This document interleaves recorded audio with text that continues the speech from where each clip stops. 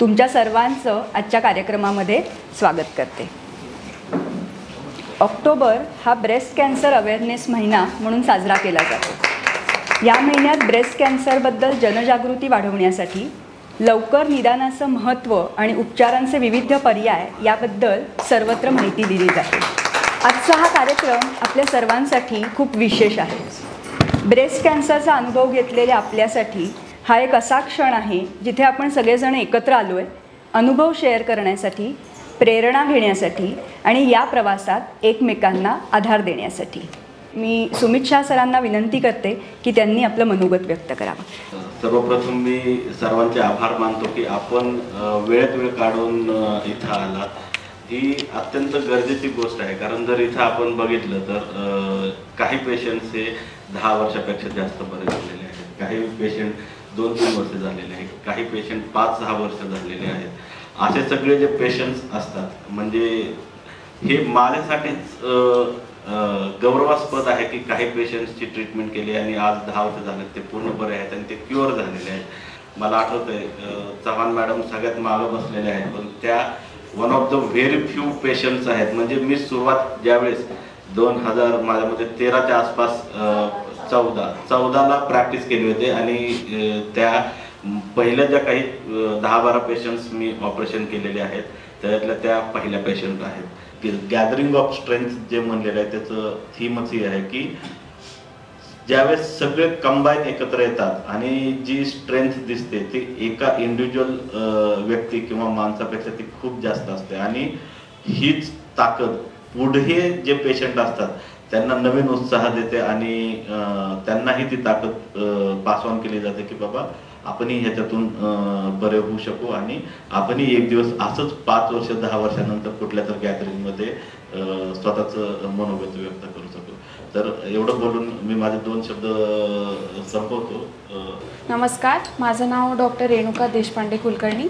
मी एक फिजिओथेरपिस्ट आहे आणि माझं एज्युकेशनल बॅकग्राऊंड थोडंसं सांगते. माझं कॅन्सर फिजिओथेरपीमध्ये मास्टर्स झालेलं आहे. सो मी बरेच असे पेशंट्स बघितलेले आहेत कॅन्सरचे, ब्रेस्ट कॅन्सरच नाही बऱ्याच बाकीच्या पण कॅन्सर पेशंट्समध्ये फिजिओथेरपी कशी महत्त्वाची असते हे आम्ही खूप जवळून बघितलेलं आहे.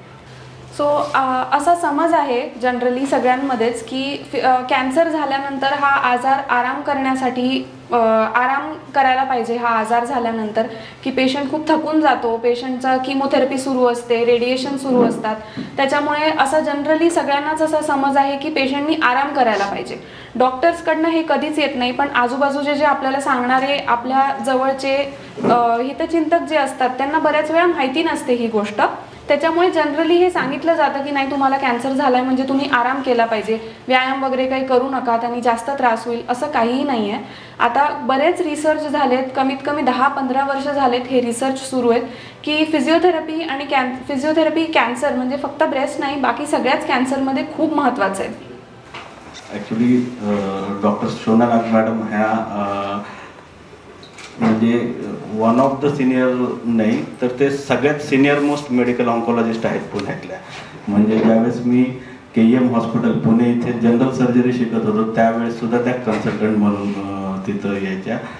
And I am really happy and feeling proud that she has accepted our invitation as a chief guest for this function because already she is doing lot of work. मॅडमचं नाग फाउंडेशन म्हणून स्वतःचं फाउंडेशन आहे, त्या through त्या breast cancer awareness आणि breast कॅन्सरच्या याच्यात खूप जास्त पेशंटना मदत वगैरे करतात. 19-20 तारखेला मॅडमचं एक मोठं कॉन्फरन्स, आपली जशी कॉन्फरन्स आहे तसेच एक मोठं फंक्शन पण मॅडमने केलेलं आहे.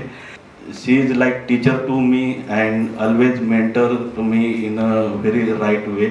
आणि आज मला त्यांना इथं बोलवायला भेटलं आणि त्या आल्या ह्याच्यात खूप मनापासून आनंद होते. Madam thank you very much for accepting and आपण मला असं वाटतं की मॅडमनी एक 5 मिनिट सगळ्या आपल्या पेशंटना मार्गदर्शन करावं तर ते सगळ्यांसाठी आनंददायी ठरेल. Madam please.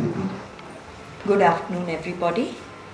First of all I am very thankful to doctor Sumit Shah. मी खूप आभार आहे सरांनी मला बोलवलं, given me so much respect today. आणि तुम्ही सगळ्यांना बघून मला खूप आनंद वाटतो. हे जे सर्वायव्हरशिप असतं ब्रेस्ट कॅन्सरचं, जे डायग्नोसिस नंतर प्रवास असतो, ट्रीटमेंटचा, रिकवरीचा, हा खूप महत्त्वाचा असतो. ये बहुत बहुत महत्वपूर्ण है. क्या होता है ब्रेस्ट कैंसर ट्रीटमेंट के बाद सब समझते हैं हम ठीक हो गए, अभी किसी और की ज़रूरत नहीं है. ऐसा नहीं आहे, तसं नाही आहे. आपल्याला अजून मार्गदर्शन पाहिजे की आपलं जे न्यू नॉर्मल असतं, कारण की आम्ही पहिलेसारखे नाही आहे. ट्रीटमेंट नंतर बॉडी वेगळं आहे, हमारा सिस्टम पूरा बदल गया है, गोलियां चल रही है, हार्मोन थेरेपी चल रहा है, थकान हो रहा है, कंसंट्रेशन में तकलीफ़ हो रही है, फिज़िकली ये दुख रहा है, वो दुख रहा है.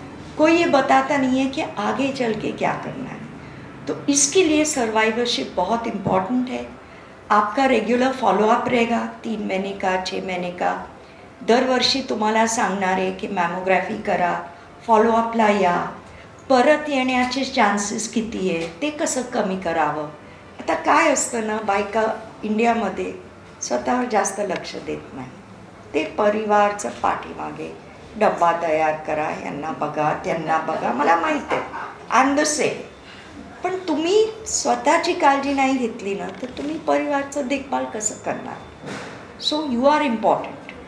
स्वतःला इम्पॉर्टन्स द्यायला पाहिजे. स्वतःचं हेल्थ, आता कोविडमध्ये बघितलं, हेल्थसारखं काय नाही, स्वास्थ्यासारखं काय नाही आहे. तेच आपल्याकडे, त्याच्यावरच लक्ष द्यायला पाहिजे. So I congratulate doctor Sumit Shah. हे जे इनिशिएटिव्ह घेतले, त्यांनी प्रोग्राम ठेवले, दॅट इज रिअली फॅन्टॅस्टिक. असे सगळ्यांनी ठेवायला पाहिजे. अवेअरनेस क्रिएट करायला पाहिजे. आता तुम्हाला एवढं माहिती मिळाली आहे, हे सगळं माहिती तुम्ही दुसऱ्यांना द्या. Then that is the real purpose of this meeting. आणि जसं तुम्ही सांगितलं की लोक भेटतात ट्रीटमेंटला यायला, त्यांना सांगा की ट्रीटमेंट पॉसिबल आहे, आम्ही यशस्वी होऊ शकतो, आम्ही ह्याच्यातून बाहेर निघू शकतो आणि बरं होऊ शकते. All right. So with that, thank you very much and thank you for having me here. तुमच्या पुढील प्रवासासाठी शुभेच्छा देण्यासाठी एक टोकन म्हणून आमच्यातर्फे एक आम्ही सर्टिफिकेट देणार आहोत तुम्हाला. मी नागमणांना विनंती करते की त्यांनी काही पेशंटला द्यावं. मी नावं घेते पेशंटची.